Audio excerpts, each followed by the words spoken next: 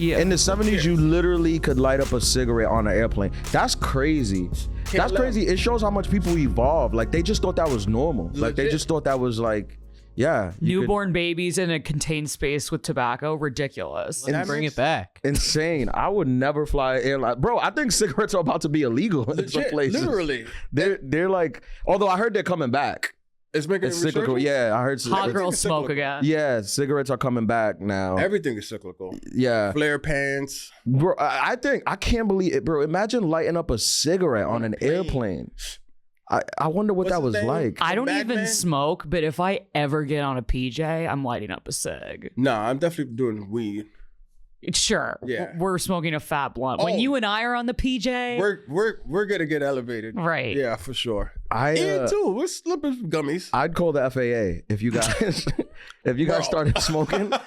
I would immediately go into the cockpit and say, we need to do an emergency landing. We have terrorists on the airplane.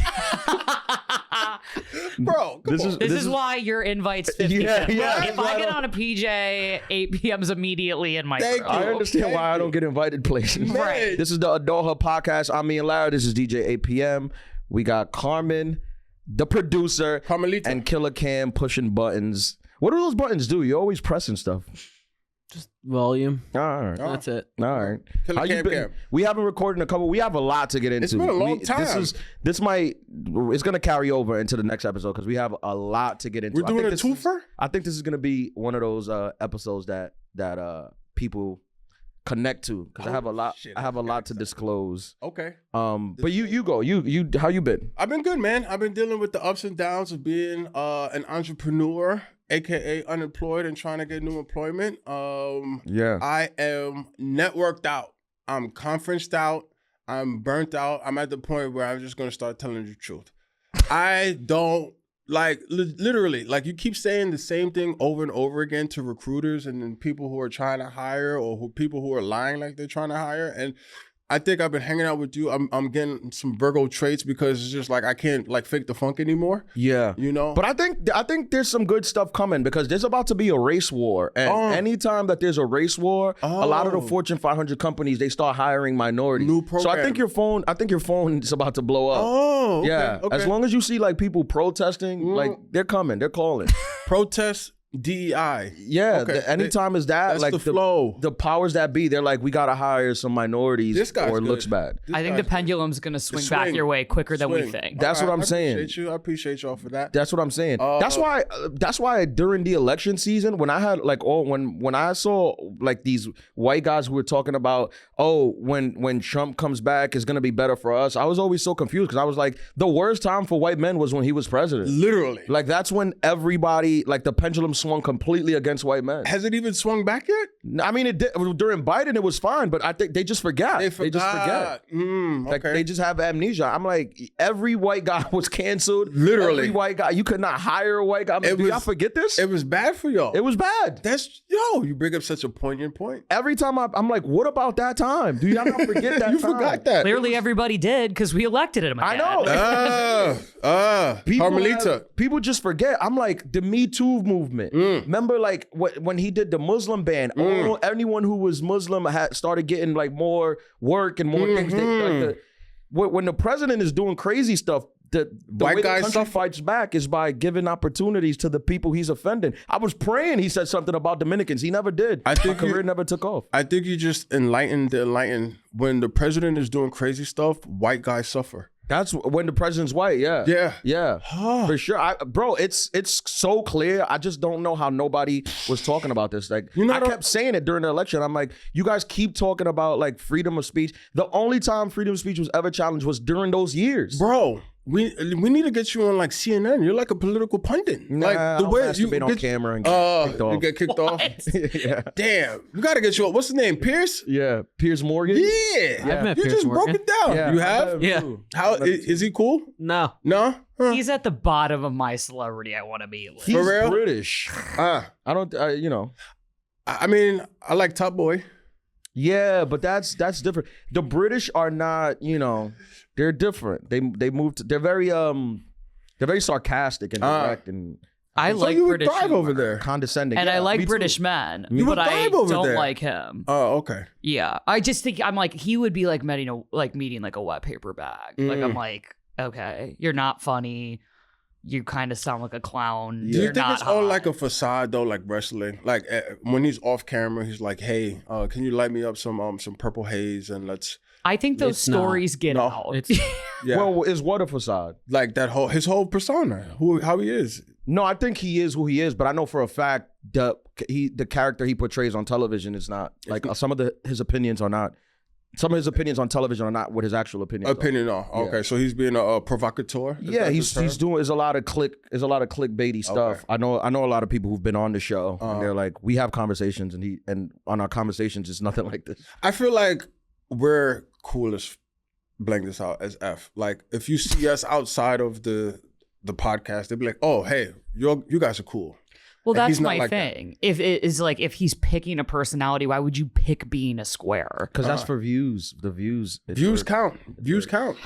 Yeah. Views count. Yeah. But you're not getting invited to after parties, no. and that's like my whole motivation. Okay. He's also like a multi-millionaire. It's tough. Like multi-millionaires, they just live in their own world, bro. It really is, bro. So talk to me about these networking events. Like, what are you doing? Like, are you shaking hands, kissing babies? I'm What are you shaking doing? hands. I'm kissing babies. I'm demoing my. I'm running through my resume, and it's just like when you get to the point when you've been doing something for so long, and you saying it starts to feel repetitive because it is repetitive.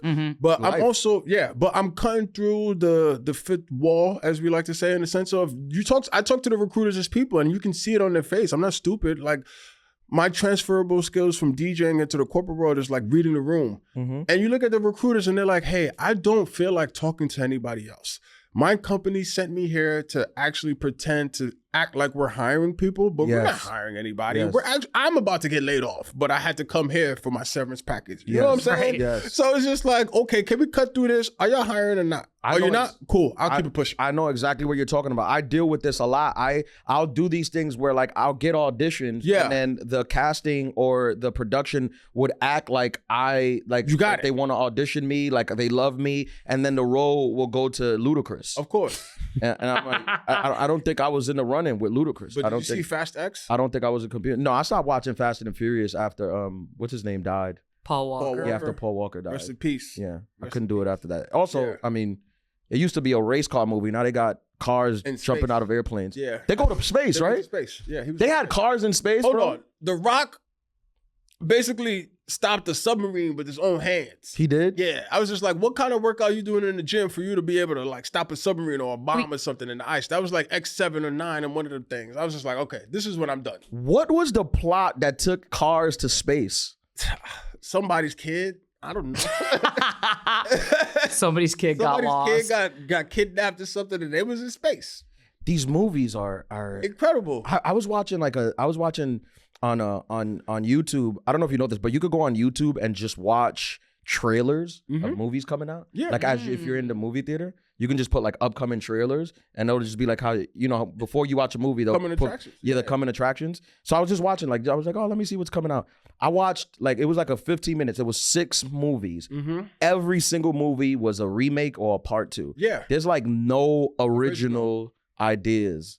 I have 2 points towards that, especially like the remakes. I actually rewatched Trading Places with Dan. Was it Dan Aykroyd and Eddie Murphy? You ever seen that one? I thought that was Danny DeVito and Arnold Schwarzenegger. No, that's twins. That's what we're gonna do the remake of. Twins. Yeah, it's twins. Yeah. I'm Danny DeVito in that one. Yeah. Don't you? What was Trading Places? Trading- That was the Eddie Murphy one. Eddie Yeah, Murphy okay. one, No, I yeah. haven't seen that one. I haven't seen And like not watching it with adult eyes and an adult mind, I'm like, this movie is actually pretty sad when you think about it. I know the flip is great, but basically, like you were saying, millionaires living in their own world, they just upended this guy's life just for a dollar bet. That is so depressing. Yeah. I gotta watch it. There's a lot of classic movies I haven't. Yeah. I go against the grain sometimes. If a movie is too well respected, I won't watch it. Oh, okay. Out of protest. Movies, TV shows. I still have yet to watch. What's the one on HBO Max? The But Pit? no. Did y'all watch The Pit? Yeah, Actually, I I only got finally halfway through. Did you like it? Amazing. It's great, right? I can't wait for that. What's the Yeah. one with demons and dragons and all of them? Oh, Last of Us. No. Game of Thrones? Demon Slayer. Refuse. I refuse.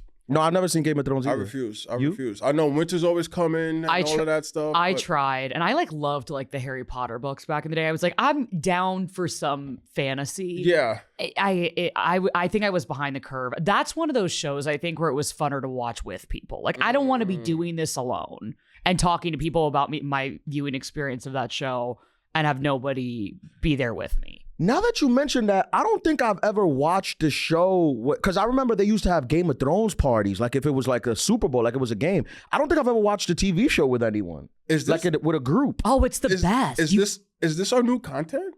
What, watching TV shows that, Modern that Book ended Club. 10 years ago? Yeah. Wait. And we Nothing. narrated. I remember for the season finale, like Johnny Walker did like a sponsorship. My friend threw a party. He had like Johnny Walker Game of it Thrones. was huge. It was bottle. my senior year of college. Like there were humongous watch parties for it. I just didn't That's care. interesting. Because Yeah. I watched some of the classic shows. Like I watched Sopranos and Entourage and the classic HBO ones. Shout out to Cam. Succession, but I never remember like a party. party? Like This is why you gotta get on White Lotus. Like that was a huge viewing moment. And it's epic because it's only 8 episodes. So it's like just when you're like, okay, now my Sundays are kind of like chained to this thing. It's over. I It's 2 tried to months. watch White Lotus, but I gave it like 2 episodes and I didn't know what was going on.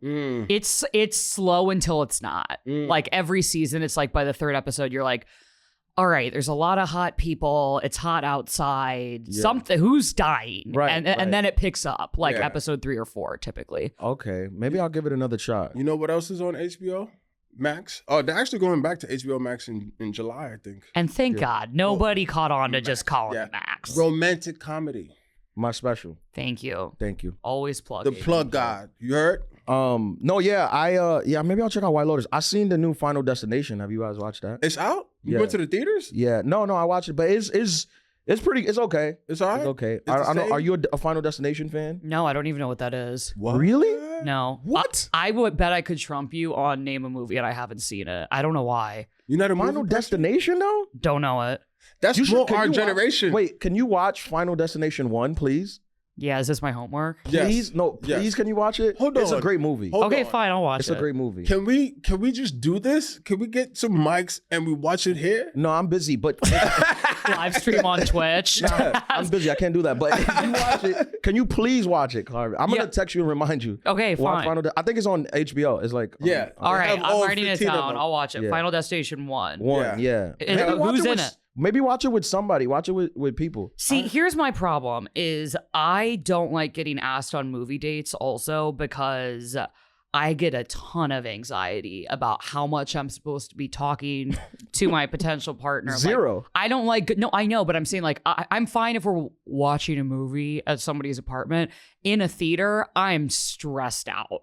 There's a barrier in the seats. I don't know what I'm supposed to don't be do doing that with no my more. hands. I don't know. You haven't been to the movies in a while. When's the Now last time it's, you've been to it's the like movies? beds at the movie No, theater. not at Seriously. East. Not, well, I won't say my neighborhood. Not at my neighborhood cinema. They're old school. But Oh, there's, you have an old school but one. there's one like 15 minutes away from you that's great. I pick.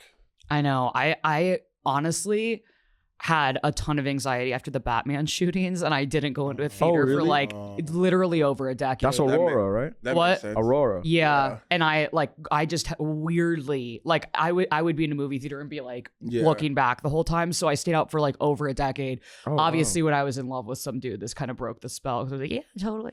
And then yeah, That makes sense. If you're on a date, let's say you're on a date in the movie at a movie theater, and God forbid, like a shooting breaks out, and your date doesn't like jump in front of you to protect you, but then you end up like surviving, is it over?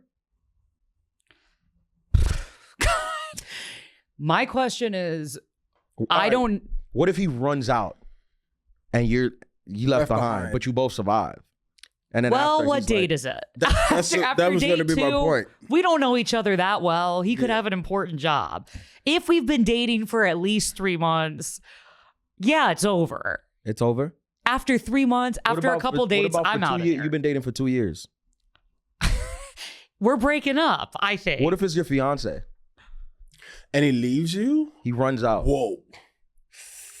I and think then- we're going to couples therapy. And then I'm you like, bring it up, and he's like, "Oh, I thought you were running behind me. I thought it was like every man for themselves." That would be some dude I would date. Just gaslighting me after the shooting. That's not funny. Yeah. Well, I think even if I were on a first date and a shooting broke out, I'd like to think I'd still protect my date. No, if this is a first date, I'm out of there. I'm at least pulling you I'm down. meant to live a big At life. the very minimum, I'm like, follow me. Yeah, like I'm snatching your hand. I'm running this way. That's the best I'll give you. No, I'm like, come on. No, I'm let's snatching go. your hand and we're getting the fuck out of here. Yeah, let's go. We'll figure out everything afterwards. Yeah, and again, it depends on how good drinks were before the show, I think. You date men that would run out on you in the middle of a mass shooting? I feel like we've been talking to each other for a long time. Yeah, they're not all winners. I feel like there's a gray area between, a winner and a guy that won't let you get killed in the streets. Like, You'd be surprised. that's what you are right, because I do get so surprised by when I hear stories from women about what they allow from men. Because I'm like, if y'all allowing this, I'm doing it all wrong. Like I feel like I'm doing the wrong thing because I'm trying to do the right thing. But apparently there's guys out there who are not, who have no concern. Like I was just, this week I was with one of my friends. He's one of these, he gets a lot of girls, just no type of concern for like if you annoy him, get out, you're done. Like, How does that work? I don't get this. I have like, no Get out, idea. you're done. yeah, It's like get I've out, seen that. you're I've seen done. that. I've seen that. Yeah, like I've been perplexed. you're pissing me off. Yeah. Like go home. Like just yeah. The Like, audition is over. Like, how does that work? I never understood how that worked. I don't want to give too much away, but yeah, there's groups of women there, like, and they all like. He's one of these. He gets girls. He's one of these guys that's always got girls. He's cute. Yeah, he likes what he looks like. What I guess some girls like. Are Whatever. into? Yeah. So he's kind of like a little. He's kind of like a girl in that way. Like he has the attention that women generally get. How like a pretty woman has like so many people after them. Pretty woman privilege? Yeah, he kind of has that as a guy. Have you've seen guys like this? Of course. Yeah. Yeah. Are you into these guys? I dated one of these guys. Yeah. It was good for you. It was miserable. That's what I'm Really? saying. It was I can't miserable. see it being good. I didn't feel secure for a second. Really? And it's not anything he did. It was the amount of attention that he got, like both in person and then just I would see who was commenting. He would post some wholesome ass like ran a half marathon, normal. Are you like a fit guy? What? Fit guy? It was a disaster. I'll never do it again. Yeah. I want somebody out of shape who smokes, so I know nobody's coming after him. Wow. But I just, You're in my lucky. head, I was like, we're into each other right now. Like, I don't know. And that's obviously trust issues, but it's just really hard when your partner's really attractive. And it's not like you don't feel confident, but it's like my partner's, that's one of the things, God gives us all different talents. He was good looking. It was very hard to deal with. Who do you think gets more solicitation? Like a guy who's like really attractive, or a guy who has like the clout, like the popularity, like he's in the mainstream? That is But I think that's what guys mess up is for a lot of women, clout is super attractive. Yeah. That's, Look at Benny Blanco, who's engaged to Selena Gomez. Like Benny Blanco's a genius. Yeah, no, but that's the thing is stereotypically, obviously he gets so much hate online. I happen to think he's attractive, but he's not. He won Sexiest Man of the Year though. Benny Blanco? Yeah, Benny Blanco did. That's why he gets a lot of hate. He won Sexiest Man of the Year, Yes. but his personality is Sexiest Man of the Year. Like the clout of his talent and his emotional intelligence is why everybody's after him. Yeah. That you bring up a great point and a great question. Thank you. And it's to Carmelita. To Yeah, thank you. Thank you. So the clout, but have you ever ran into that instance where the hot guy is hot, but then he talks his way out of it? That's what I witnessed. A million. That's what I witnessed. It's every time. Right? Yeah. Okay. Yeah. Yeah, that is what I witnessed. All a hot guy has to do is have like one hobby and read like a news article a month, and he's okay. And a lot of them can't do it. One of my boys told me he hung out one time with what's his name? He was in that. I think he was in that Lifeguard movie. He was like in that Baywatch movie. It wasn't Zac Efron. Zac Efron. Okay. Yeah.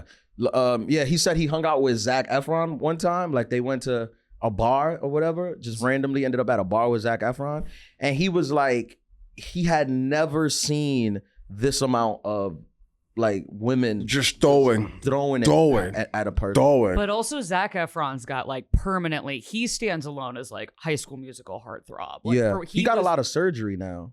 I'm not going to speak to his face because I don't know what happened, but Yeah, he got a lot of things are surgery. different. And steroids. Yeah. Things are certain. Double S. Yeah. Double S. Hey, when you get to that point, Have you got to guys keep ever up. been pressured as boys to take steroids? I think about it every day of my life.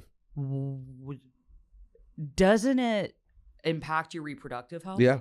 As in makes it smaller? Mm-hmm. I had an immigrant mom, and she thought that when I was taking protein in high school that it was steroids. Yeah. So I've had PTSD since then. So I can't even like fathom. I thought about taking steroids, but then I was like, you'll get super jacked, super fit, but then when you stop, it kind of goes You away. shrink. So, Yeah, definitely. so I'm like, and then you'll have long-term health issues. So I Yeah. was like, it's not worth it. I'll just get successful. But Period. steroids do work. Yeah. I had a friend. Oh no, for sure. No. I had a friend who went to school with someone who was like juicing. And one time he was on the team, he dropped 500 pounds on his chest, bounced it off. Yeah. He's just like, all right, I'm good. Let's try again. 500 pounds is a lot of friggin' weight. Like, do you know how many people would have gotten demolished by that? But steroids, No, he lifted up. They're real. They're He real. flinged it off like a chicken wing. So wait, did you pick one, the clout or the? Or the hotness. In terms of what I'm more attracted What do to? you think gets more women or attention? Because I'll be honest, I get a fair amount of women's solicitation. Some of it flows through me to you. Yeah, but it's not. I don't know. I just, you know what it is? What's that? I think I'm too grounded. I'm a very grounded individual. Like it doesn't get to my head. I never think that I never believe it. But that's also an angle. That's an angle. That's an angle. Yeah. Yeah, I I'm think the- you're I'm working the an humble angle. guy. Yeah. What are you It's talking like about? once every Yeah. three podcasts, Like, like what? Ian, you're valuable, What are you're you talking beautiful, about? I'm a humble you're guy. deserving Get of out of love. here. I'm like, you know, you're good looking and successful. I'm like, what? What How are you many? talking about? No, Oh, right. I'm too No, grounded. no, no, I'm Yeah. too grounded. I'm thinking about taking steroids. Right. I can't. Get out I of swear, here. I swear to God, Come this on, is not an fam. angle. It's tough This is being not you. This is not a character I'm doing for Right. you. For lifetime. Get Looking out of here. straight on Yeah. at Knicks game 6. You saw the like, voice I can't- change? Yeah. No, I'm being vulnerable, but I'm actually being thick because I was with somebody who is actually like super attractive, and the energy that he got and that I get is not the same. But I think it's a spectrum too, because you can, if you find your lane, you can play your lane and you can win, and you can. Well, are you I'm saying, cool, bro. Like Of I'm course. cool. Like We talked I about don't care. I don't care how That's the thing, I good think. good you look, huh? I think women honestly go for clout. Right. Or sometimes like, Higher. if we're not allowed to speak, and you got the genetic lottery, and then okay, you're gonna get it. Especially because I'm not tall like that. And if Yeah. you're tall, automatically if you're tall, you could you don't even like you could just be ugly and then be tall, and then you'll still get a lot of girls. But you're not gonna out cool me though. And like if we get into like a group of women and like we're talking, not in the thing where like it's loud music and no one could talk. Like if we're talking, you're not gonna out cool. But that's your lane. Yeah, that's my lane. That's your lane, and you master your lane. Yeah. Right. I will make a girl feel special. But what are you saying? Are you saying women like- I'm still waiting on it. But you're saying, because is there a difference between it being thrown at you versus you being good with women? Is that what we're That's presenting? interesting. Of course there's a difference. There's a difference. There's a different dynamic where, like, if you put those two in a scenario, it might be they might get thrown more at the dude who might be classically more attractive or have more clout, but then the quality with the guy who's actually good at women is different. Does that make sense? Thrown versus Thrown versus attracted. that is a very interesting point, because like one of my best friends in the city is like, she's a gorgeous person. She's what a lot of guys would be into, like very stereotypically attractive woman. And I'll leave it at that. And no, I'm not sending you a photo. And I brought her to your taping. Oh, didn't she love it? What? Loved it. You saw her. She's a gorgeous girl. You saw So- her? Yeah. Oh. But she had like no makeup on the night. Well, it doesn't matter. She's gorgeous. Anyway, she gets she is recently back on the dating apps, and you wouldn't believe how many guys are obviously like she's getting reached out to in ridiculous numbers on Hinge. Again, gorgeous. But aren't all women getting this? What? Aren't all women getting this? Yeah, but I've never seen a number like this on an app. Oh, really? Like it's crazy. in a way that I'm like, right. Good for her. But she is so turned off by the way that so many men throw it at her that I'm like, she doesn't give a fuck about whether, like, of course she wants to be sexually attracted, but it's like she's into clout. Like she does not care. Like Clout or personality? Like personality, I guess. She's always going for a goof. Yeah. Like, yeah. I would like to be, you know how you see models with like an ugly man? Yeah. I want to be the ugly man. Yeah. That the models. 1000%. But like- you're not ugly. But I'm not tall. So? That's a thing though, bro. If I had, look at Cam saying yes. If I had 5 more inches of height, bro, I'd compete. I'd put myself versus anyone. I'm not sitting here for this. You're not? No, because you have comedy, bro. Laughter. But comedy, I need to speak. Also, if we're in a situation So we're where saying I can't no speak. No. Oh, okay. If we're in a situation where I can't speak and you just gotta look, if you get a girl at my show or someone who's watched my special, fair game. This is what I'm saying. See? It's all equal. Hold on. But in the event that we're just walking down the street and you're 6'2" and I'm me, you have an advantage when it comes to certain women. Is the camera on me? Look, that's a flag on the plate. Look, bring it You're here. throwing in the towel. Yeah. Oh no, it's a black flag. That too. I'm throwing a flag. Fam, did you hear what he just said? If you come to my show or you watch my special, like that already puts you in a different atmosphere, in a different category. I don't What are we disagree. talking about? All I'm saying is that is a very specific thing you need to do. But like, you're doing it. If you're like your friend, for example, is she tall? no. How It's a tall? little thing. Okay, so if I match with her on whatever dating app, hypothetically, I'm not on any dating app, but if I match with her on a dating app, it's very different than if I see her after the taping that you went to and I'm like, hey. But I don't think you can think about your life this way. And I think a lot of people, when they're single, think about themselves in certain lanes of like attractiveness, height, weight, for women, hair, whatever, and are like, well, I don't have this, so whatever. But like, you're not going to be with someone who's not attracted to you as a comic. It's your vocation. It's a huge part of your personality. So like, why would you want someone who's just nominally attractive to you on dating apps? Right. You are an attractive person, but your X factor, the thing that's actually attractive about you, is your personality and your talent. Right. And look, to be fair, I'm not looking for anyone. I'm just saying, like when we're facing up against like what the battlefield. in the battlefield of life. Yeah. I think I dress nice and I'm cool. But these are ups. Those are the two things. These are your and boosts. I'm relatively intelligent. I know stuff relatively to men who don't know anything. Big space facts. Yeah. Yeah. I know a lot of interesting stuff. And those are my 3 things. And it works fine for me, but I'm just saying if you don't allow me to speak, like if we're in a venue where we can't speak, Right. Yeah. then You're limited. yeah, if it's just looks, Yeah. then it's not, I don't know, man. I think I'm you're, not yeah, buying it. I was like, I think you're I'm not both buying. This is attractive guys. I'm like, don't. Bless your heart. Bless your heart. Yeah. How you doing? We appreciate that comment. Speaking of attractive, hold on. We got to give a shout out to Chic. Oh. SHIEKH.com. Chic.com for all gear. I told y'all they're going to be styling us all summer. You can get this whole Billionaire Boys Club set that I have on currently is on Chic. You can get it, clock in. You can get the hat that the suit APM is wearing. It was sold out in my size. It was sold out. Well, Yeah. look, you got to get at it fast. Chic.com. Thank you guys for keeping us fresh and fit. They're selling out fast, baby. Shout out to Rich. Wow. Yeah, it's like a timeshare. Like I just sat through this whole presentation. Look, I'm not gonna sign up. Like, come on, bro. I've been outside with this guy when we was outside. I seen what happened. I know what happens. I'm not buying this. It's not a character, I promise you. But look, no, this is real. All right, we have fun on the first half of the podcast. Now it's time to get vulnerable. Let's get vulnerable. Play some vulnerable music, Cam or Johan. I don't know who does the music. Put the vulnerable music. So you were talking about. Let's first of all let's ease into it. You were talking about how long have you been unemployed now? 4 months. 4 months. And how did you get fired? Like, was it a HR. phone call, email? No, Brought it you was a in? Zoom call. Zoom It was call? a Teams call. Yeah. To fire you? Yeah. And what was that like?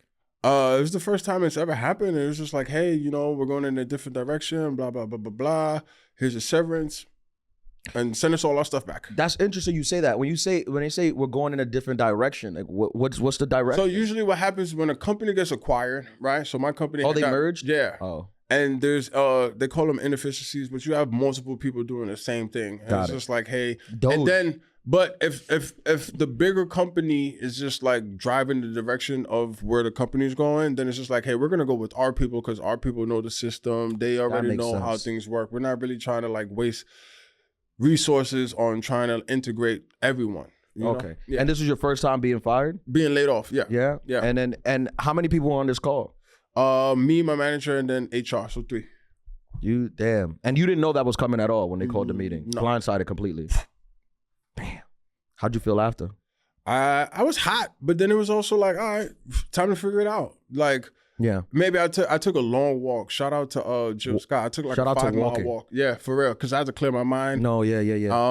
And then I came back. I'm like, all right, this is the truth of the matter. Let's figure it out. Yeah, well, a couple weeks ago, like I said, we haven't done the podcast in like 3 weeks. We have banked a couple episodes. A couple weeks ago, I was driving I was doing the Rogue Island Comedy Festival. Shout out to Doug Key and the folks out in Rhode Island. Did I speak about the Rogue Island Comedy Festival? No. Had a great time up there in Newport, Rhode Island, little beach town. Went up there, did some shows. We had a great time. Everybody was super dope. Everybody was super cool, and it was a lot of fun going out there. But when I was headed out there, just to give people a little back knowledge, as we were talking, I filmed my special in December 21st of last year, my follow-up special to romantic comedy. And I filmed it, and it's taken a couple months to edit it, and we finally got it done with editing, and we're at a point where we're taking it out, and we're shopping it around. We're shopping it around. I think we're getting close to making, an announcement. So do we have a title? So stay tuned for that. Still no title? Yes, I have a title. I won't announce it yet, though. I'll wait for the full thing. I'll tell you off air. But yeah, there is a title, and it is coming. I filmed it in December, so it's been about 6 months. Yeah, wow. Yeah. Yeah, half a year. Damn. So I'm very excited to getting that released. To give people more back knowledge, if you're new to the podcast, I used to be signed to APA artist agency. They're a talent representation agency. I signed with them about 6 years ago, I think in 2019, after I did the Tonight Show. They were like a top 5 agency in Los Angeles, big agency, not the biggest, but top 5. They rep 50 Cent, Jason Momoa. They have some big names. Okay. They then merged with AGI, which was a music agency, which rep I think Metallica, I think Nirvana. They have a Billy Joel. They rep a bunch of like huge music acts. They merged and became IAG. And then I was with IAG for like a year or so.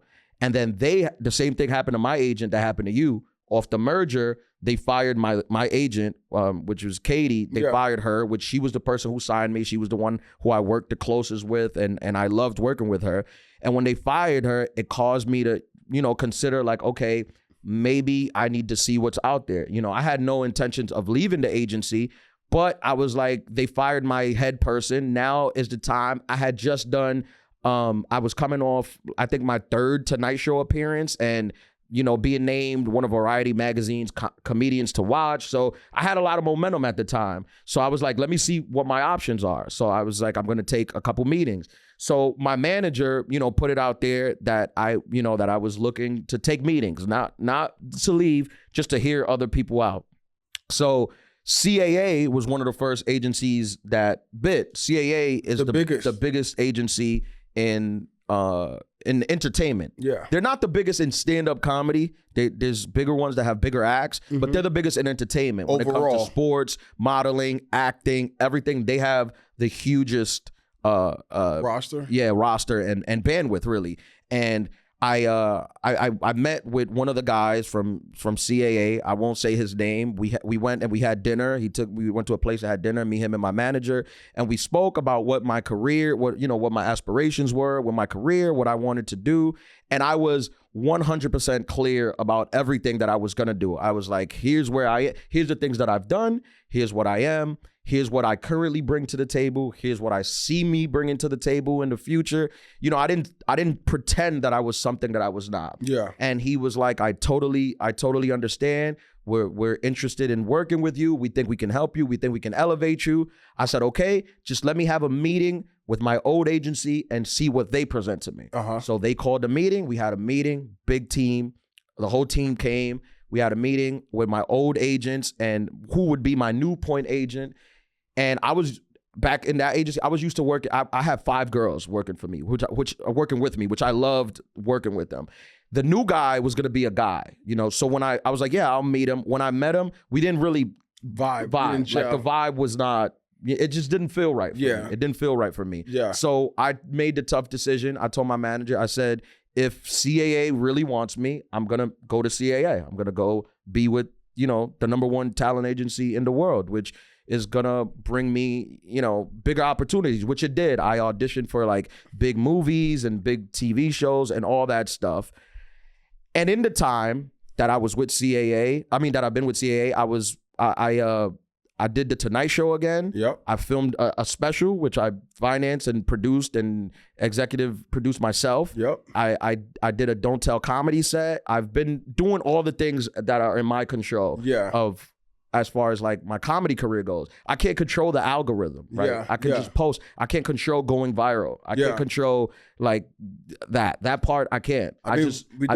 We did go platinum on IG and then also we're diamond on TikTok. But anyway, right? Yeah, no, but I'm talking about myself. Like with my stand up, I can control that. I continue post it out, but when some people it hits. I know some people that posted like a couple of comedy clips, it hits, and now they're doing theaters. And that's good for them. But that hasn't been the path for me. My path has been a more slow and steady path. Yes, I've accomplished like all the things that I want to hit, but it's been a slow and steady climb. Organic. Yeah, it's very organic, very, very grassroots. Right? Yes, groundswell. Yeah, so I'm on my way. So I'm in the, fast forward, I got this special that I'm trying to sell. I call my manager. I'm like, hey, the special's edited. When are we gonna take? Like, are we gonna take it to Netflix, HBO, all these things? He's like, yes, they all want to see it. Your agency said, let us handle, like me and my manager will handle HBO. My agency was gonna handle Netflix or all the other streamers.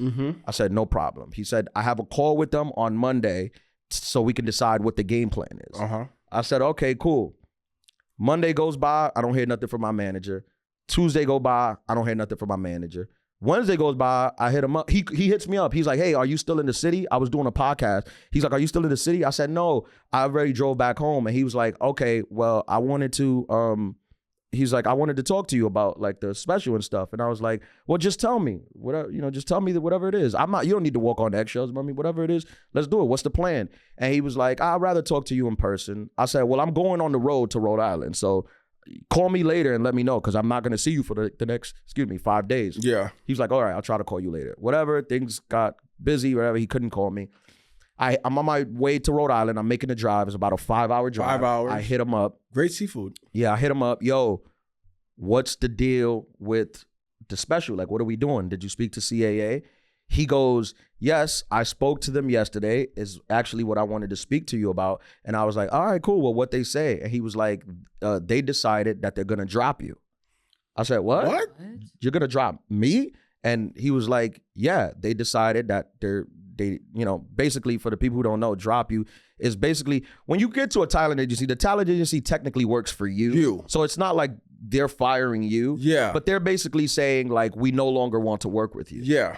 So in my mind, I'm thinking, because again, I'm on the drive. I said they don't want to work with me because I don't want to toot my own horn, but not wanting to work with me when it comes to stand up is, it's absurd. I mean, I don't know. I don't know what they're looking for. But I asked them, so first of all, no call, no nothing from the people who sat there and shook my hand and to my face told me that this was something that they wanted to do and took me away from an agency that I was with for 5 years who I had accomplished all the things. I did the HBO with them. I did Variety with them. I did the New Face of Montreal with them. I did all things with my other agency.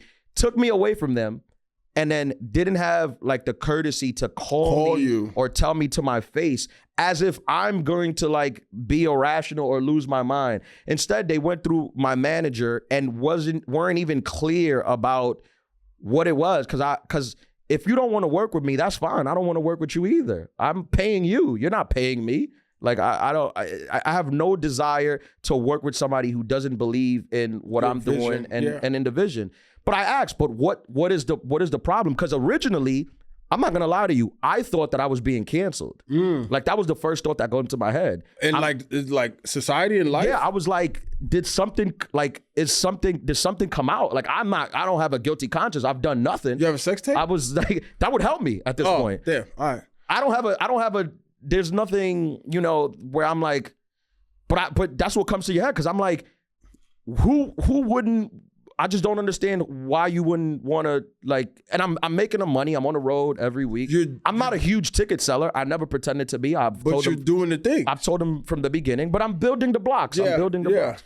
And they're like your phone call, their take was basically, the guy's take was basically, our visions aren't aligning or whatever. And I was like, what's the vision? What's your vision? Right. What's the vision? So at first I was like, the first thing in my head was like, am I being canceled? Like, did somebody accuse me of something? Like that makes no sense. Because that's what usually why an agency drops you. Like when you're being canceled or something happened to you or you do something that's like offensive to the masses where they're like, we don't want to be associated with it. It's like it's Hollywood. It's either you're losing the money or there's a reputation issue. Yeah. Like that's why you get dropped. It's very black and white. Yeah. Right. Exactly. So I thought that for like maybe 10 minutes, and I'm like, I didn't do anything. Like, what am I getting canceled for? Like, I'm like the nicest dude.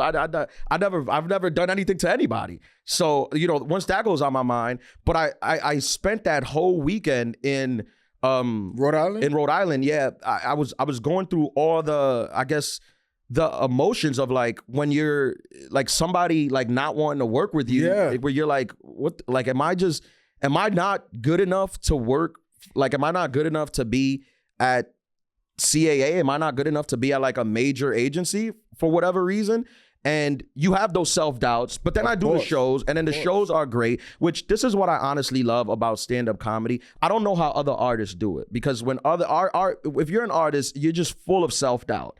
But as an artist who's not a stand-up comedian, you don't necessarily have that person to fan connection like on stage. Like I went on stage that same night when I got to Rhode Island, and I was feeling down about like what do I do now? Like what's the route now? And then I immediately go on stage, and you have a good show, and people coming up to you like, oh my God, we loved it, that was so funny, and it kind of picks you up and keeps you keeps you going. So I didn't get I'm a balanced guy. Like when good stuff happens, I kind of stay leveled. When bad stuff happens, I kind of stay leveled. But this was definitely one of the things where it was it's pulling towards like the needle's going towards like you thinking like, well, what do I do now?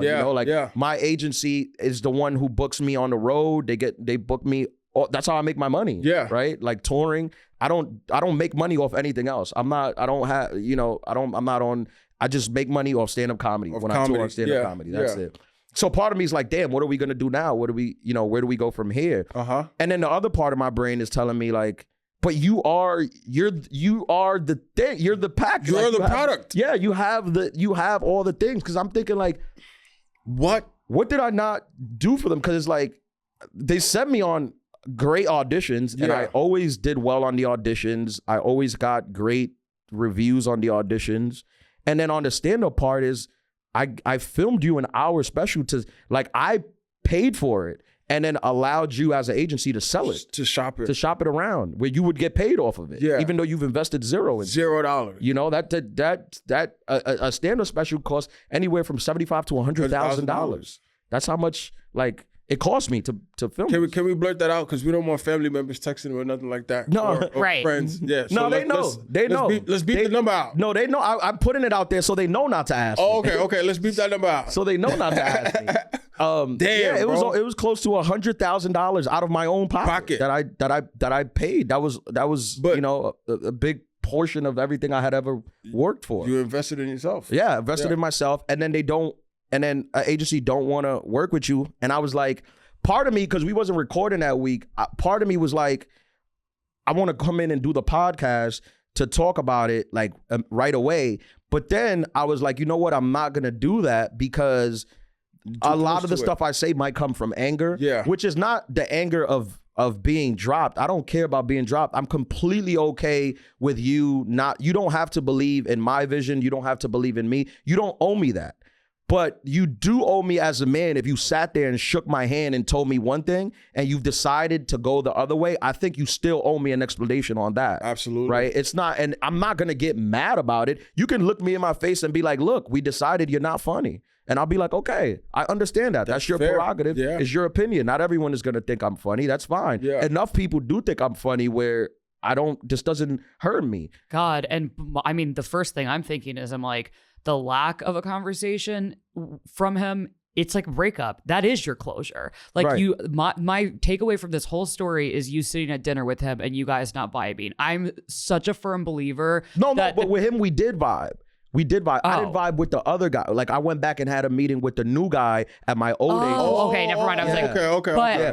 With him, he said all the right things, like to get me to vibe. Like he tried to, like he related to me on personal stuff. Like he was like, oh, like you're a Mets fan, right? We talked about the Mets. We talked about Queens. We talked about it was such a entourage. If you haven't seen the show Entourage, Shout out to Cam. he was in your mind. He was Ari Gold. watch Entourage. Like watch how agents move, How they talk. and how they talk. It was that type of stuff. And I'm not disparaging any agents. I'm not even disparaging them. Yeah. You don't have to want to work with me. I'm completely okay with that. Just a conversation. But you did tell me to come work.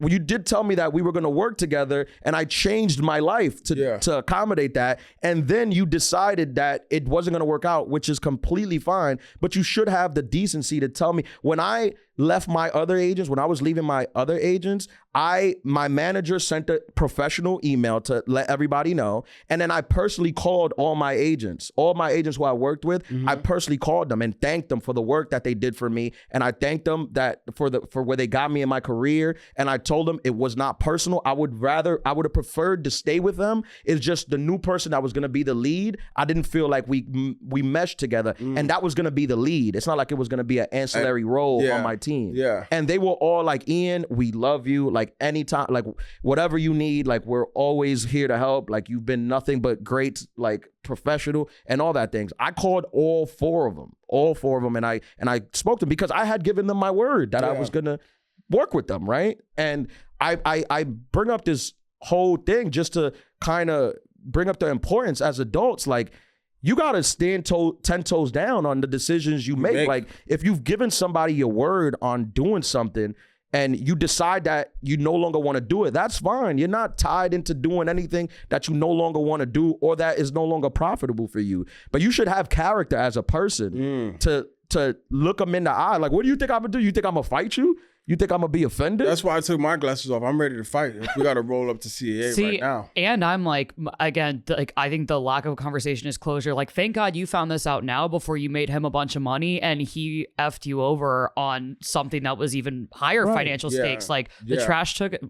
The trash should take itself out. But like, at least you know that like so much of like adulthood is, in my opinion, like letting people reveal who they are. Right. And it's like what he's revealed is he's not a man of character who you align with on a business sense. And thank God we know that now. And we can find somebody who does. And on top of that, another adulthood pro tip was like you just said of giving it some distance. If you're too close to something or you're too close to a situation and you start firing off the thumbs or you start talking on the podcast and you say something that is coming from a place that's not usually you, that's how you get into even more trouble, right? So you did a stand-up thing. And that's why, because when I got back that Sunday, I was gonna be like, yo, let's record on Tuesday, because I want to talk about this. But then when I was thinking about like the stuff, I was like, this is coming from a place of too much like too close anger, and it's not, again, to be clear, not anger about being dropped or fired, you have I don't put any responsibility on anyone to want to work with me or to employ me. Yeah. If you want to go another direction because you feel that's what's best for business, Feel free. I'm 100% okay with that.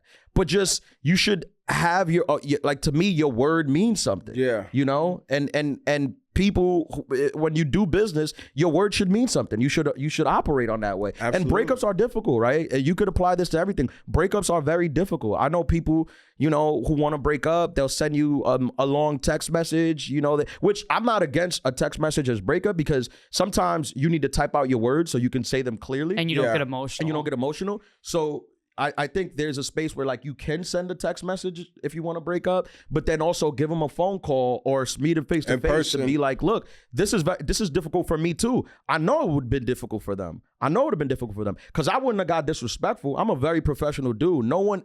There's nobody ever that could say that I'm disrespectful or that I did not behave in a professional manner. You could run my name through any checklist in the whole business. I'm a very respectful guy, but I would also been like, but you told me you got me away from the people who I was. Like, it would be like if a girl pulls you away from your wife, who, you know, when things are on the rocks, and then you wake up and the house is empty. Yeah, she just left. She's like, oh, I called your mom and told her that we were breaking up, and you're like, what? But you could break up with me. You don't have to be with me.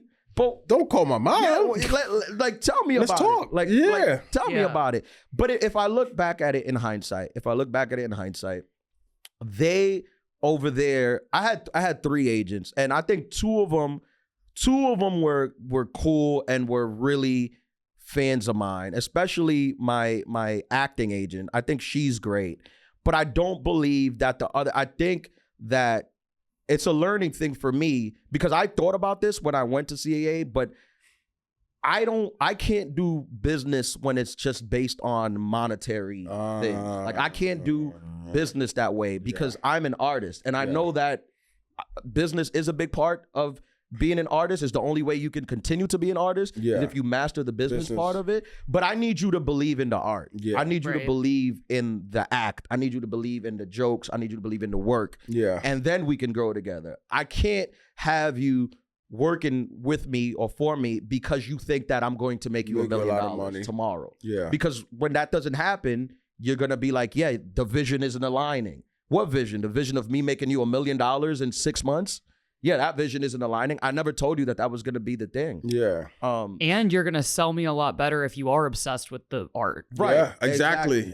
Or know how to sell it if you're obsessed with the art. Yeah, exactly. So I think that when I took that meeting with them, I think I was a little naive about what their vision is versus yours. And I was a little naive, and I was a little I guess glossy-eyed about the notion of working for, you know, such a huge and massive agency. Yeah. And they said all the things that a huge and massive agency would say, you know, like, oh, movies and this and that. And, you know, did your other agency do this? Because we'll do that, you know, and yeah, exactly. You reel them in. Reel them in. So it's a learning experience. And I bring it up because every time we do an episode where we get vulnerable and talk about stuff that evokes emotion in people, I think those are the episodes that people connect to the most. 1,000,000,000,000%. 1,000,000,000,000%. So if you're ever, for people who listen to this who might be like going through a breakup, or you've been fired or something, and whatever notion, we're people too, and this happens to the both of us. I mean, it's literally has happened in real time to the both of us in real time. And yet we're still handling it as adults. Legit. Because that's what the podcast is about. That is what adulthood is about.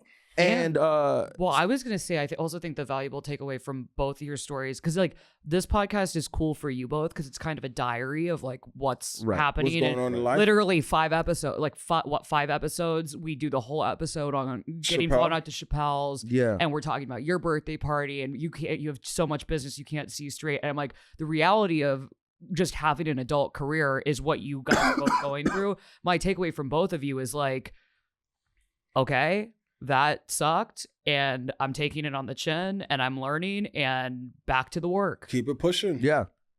That's why my objects word, in motion. Legit. Yeah. My word for 2025 is equanimity, because you said the most important thing is you'll have some highs, you'll have some lows, and you gotta stay almost as balanced as possible. Because if you let those sway you, and you know, kudos to you, because I got swayed. I got swayed when I got laid off, and it was just like, all right, what am I gonna do? Because life is still moving. You have responsibilities. Responsibilities are still happening. You got to get out there, and even with the negative times, you still got to focus on the positive.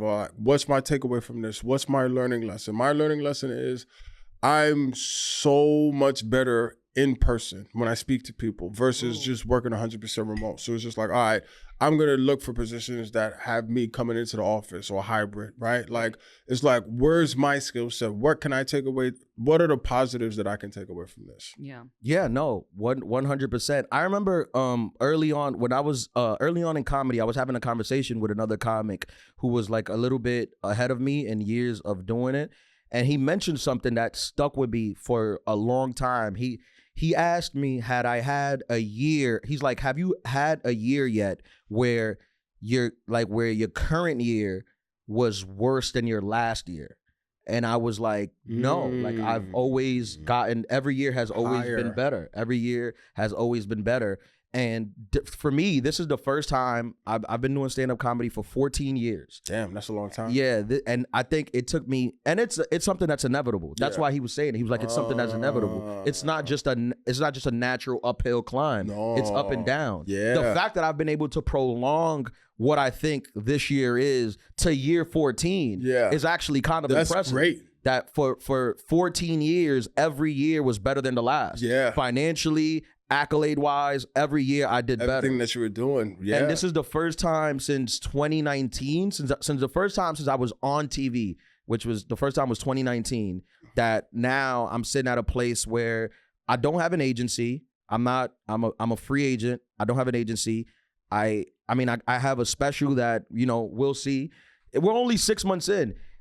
So I can't really call this year that, right? There's a chance that in December we'll be doing the podcast and I'll be like, this year was still better than last year. Yeah. Like we flipped it on the last 6 months of the year. And that's where sports always comes into mind, right? Where it's just like, all right, we're about to be 6 months down. It's halfway through the year, right? It's halftime. So now it's, what are you going to do? What's your strategy going to change? Yeah. Like the opposition, they're doing this, they're doing that. Are you going to make the key adjustment? So like you both are in the locker room. In the locker room right now, and part of that uphill battle and of like, you know, doubting yourself and questioning yourself is also like realizing who you are.